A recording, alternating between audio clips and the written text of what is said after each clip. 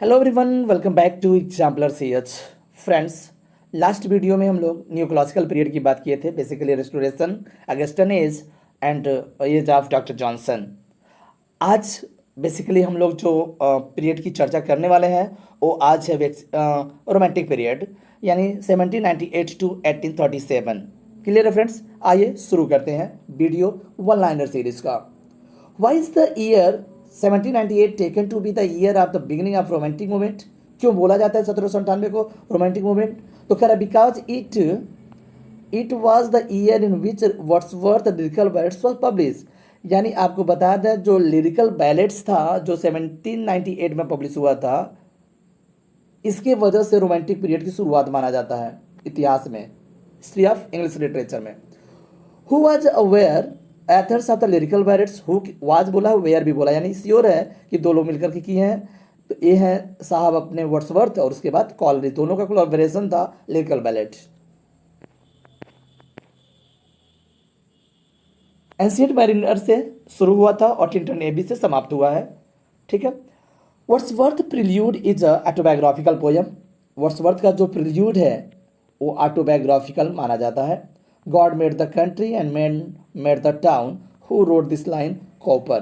तो कॉपर भी थे रोमांटिक में ही, तो ध्यान रखिएगा, उन्होंने बोला था God made his country, made the country, और man made the town. We are laid asleep in body and become a living soul. In which Wordsworth does this line occur? Tintern Abbey कह रहा है, line देखिएगा, we are laid asleep in body and become living a soul. तो Tintern Abbey से by Wordsworth. Collins's poem In Yonder Grave a Druid Lies is an elegy on death of James Thomson. ये भी ध्यान रखना है, in yonder grave a druid lies elegy है James Thomson के death पर। इन Nightmare Abbey Thomas Love Peacock satires both Shelley and Coleridge. यह बोल रहा है कि नाइटमेयर एबिस में थॉमस लव पीकॉक ने सटायर किया है किस पर? तो सेली एंड कॉलरिज पर। Who is the author of the four ages of poetry? तो फोर एजेस ऑफ पोएट्री की बात करते हैं तो थॉमस लव पीकॉक हैं इसके लेखक। इंपॉर्टेंट है, आगे बढ़े। It is truth universally on acknowledge that a single man in possession of a good Fortune must be in want of a wife. In which novel of Jane Austen डिज this sentence अगर? जो उपरोक्त line है वो Jane Austen की line है और लिया गया है प्राइड एंड प्रेजुडिस से। To whom does the phrase willing suspension of disbelief? तो कॉलरिज को, यह कॉलरिज का है ये phrase. When lovely woman stoops to folly occurs in play written by। तो एक प्ले है गोल्डस्मिथ का, उसमें एक लाइन है कि when lovely woman stoops to folly। Next, but Europe at that time was thrilled with joy, France standing at the top of golden hour, and human nature seemed be born again। Which time is Wordsworth referring to in this line? कह रहा है किस time की बात करता? Period of the French Revolution. याद आ रहा है? French Revolution 1789, French Revolution 1798, lyrical ballad publishing date. Don't forget. मिलते नहीं हैं। अगले क्वेश्चन पे चलते हैं। क्वेश्चन नंबर 13 की बात करते हैं फ्रेंड्स। क्वेश्चन नंबर 13 कह रहा है कि bliss was it in that dawn to be alive but to be young was very heaven। These lines occur in Wordsworth prelude। bliss was it in that, तो prelude से लिया गया है by Wordsworth। hell is a city much like London। एकदम hello जो है London की तरह है। किसका ये दृष्टिकोण है? तो ये पीबी शेली का दृष्टिकोण है। Who was the intellectual father of the French revolution? तो रूसो माना जाता है। Return to nature, Rousseau. French revolution का जो फादर माना जाता है, जनक माना जाता है, वो Rousseau. The mariner in the ancient mariner and albatross. O lady we receive but what we give and in our life alone does nature live. Who is the lady Wordsworth address? तो यहाँ पर lady का जब भी बात आता है तो वो अपने बहन डोरोथी वर्ड्सवर्थ की बात करते हैं। Robert Southey, a vision of judgment is a ludicrous eulogy of George II। Shelley was expelled from the Oxford University for the publication of On the Necessity of Atheism।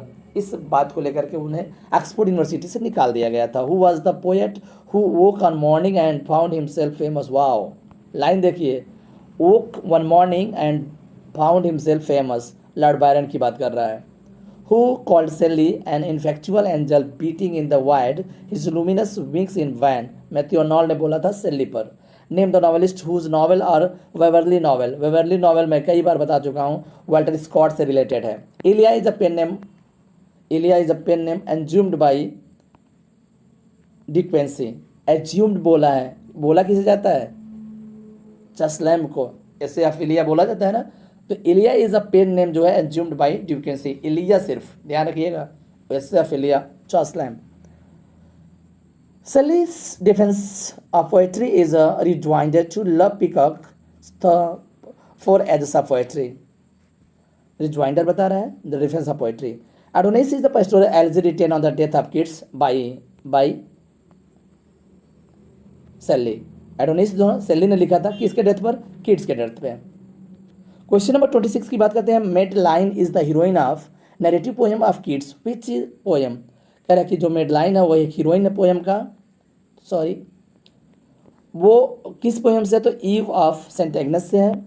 About kids a critic said he is with Shakespeare, और नॉल्ड की line है, ये ध्यान रखिएगा, he is with kids. हम अभी हाल ही में kids का वन लाइनर करा चुके हैं, और इस समय पीबी शेल्ली का वन लाइनर चल रहा है। बीच बीच में आप वीडियो आपको मिल रहा होगा, आप देखते रहिए। क्वेश्चन नंबर 28 की बात करते हैं। 28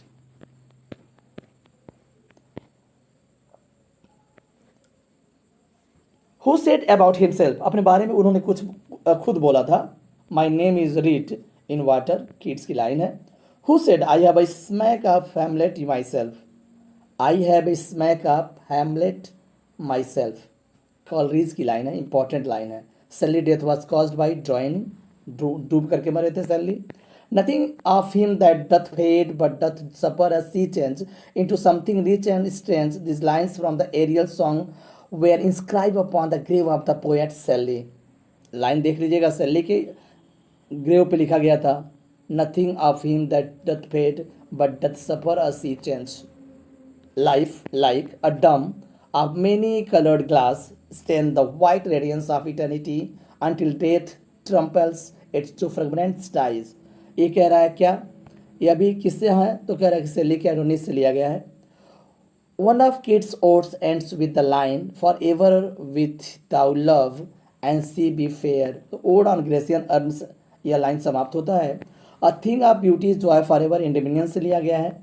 We look before and after and pine for what is not in which Shelley's lyric, तो टू स्काईलार्क से लाइन है। He prayeth best who loves the best all things great small in which the poem line with the rhyme of ancient mariner by Coleridge। Who is the author of Confessions of an English opium eater, तो Thomas De Quincey हैं।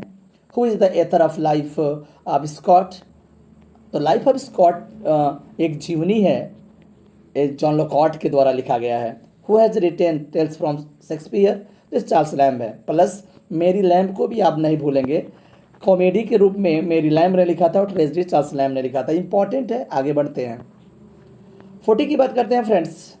Question number 40, the author of Biographia Literaria, तो Coleridge हैं। Who is the consider to be the most remarkable historical novelist of the romantic period, तो Walter Scott है, जिसके novel को हम Waverly novels जानते हैं, वो वाल्टर स्कॉट हैं। Ode of Wit is a small masterpiece of Abraham Cowley। Ode of Wit। The first laureate of England was Ben Jonson, unofficial। बात करते हैं ऑफिशियल, तो ड्राइडन को बोला जाएगा। ये लोग भी कुछ मैंने अभी देख रहा था, कुछ लोग बड़ी कंफ्यूज थे इस क्वेश्चन को लेकर के। First poet of laureate of England, तो अनऑफिशियल जो थे वो बेन जॉनसन थे। बात ऑफिशियल की करते हैं तो ड्राइडन पे चले जाइएगा। Done. Edinburgh review was founded in 1802। Edinburgh review the severe criticism of Endymion, which is believed has stand Keats' death, appeared in Quarterly Review. Referring to Adonis, Shelley said, I have dipped my pen in consuming fire of his destroyer। The editors of both Quarterly Reviews and the Blackwood magazines को क्या किया था, editors को ये क्या किया था, referring किया था। After whom did Wordsworth become the poet laureate of England? यानी कह रहा है किसके बाद वर्ड्सवर्थ बने, तो वर्ड्सवर्थ जब बने यानी उसके पहले रॉबर्ट साउदे थे, और वर्ड्सवर्थ के बाद टेनिसन भी बने, ये भी ध्यान रखिएगा। ये साउदे की अगर बात करते हैं, साउदे 1843 तक रहे और 1843 के बाद वर्ड्सवर्थ बने और 50 तक रहे और 50 के बाद चले गए टेनिसन, यानी टेनिसन बने थे। After whose refusal the poet laureateship was the conferred the Robert Southey. तो रॉबर्ट साउदे के पहले वाल्टर स्कॉट को दिया गया था, लेकिन वाल्टर स्कॉट ने मना कर दिया था। ड्राइडेंस, अबसलम and अचिटोफेल dealt with the people's plan to prevent James from coming to the throne and make Duke of Monmouth the king, which is known as the Popish plot. Question number 50 की बात करते हैं। Why is the year 1837 taken the closing year of the romantic period and beginning of Victorian period. ये important question है कि हम 1837 को Victorian period की शुरुआत और रोमांटिक पीरियड का खात्मा या समाप्ति क्यों बोलते हैं। तो कह रहे हैं because Queen Victoria succeeded the throne of this year, क्योंकि 1837 में क्वीन विक्टोरिया जो है ना थ्रोन पे आसीन हुई थी, इसलिए वहाँ पे क्या रोमांटिक पीरियड का समापन होता है और विक्टोरियन पीरियड शुरू होता है। The title of poet laureate was first conferred by letters patent to John Dryden. ये क्वेश्चन भी इसमें शामिल कर दिया गया है कि first conferred by letter patent to तो जॉन ड्राइडन। अनऑफिशियल की तो बेन जॉनसन की बात करते हैं। आज का वीडियो बस रहने देते हैं, मिलते हैं नेक्स्ट वीडियो में, तब तक नमस्कार, धन्यवाद।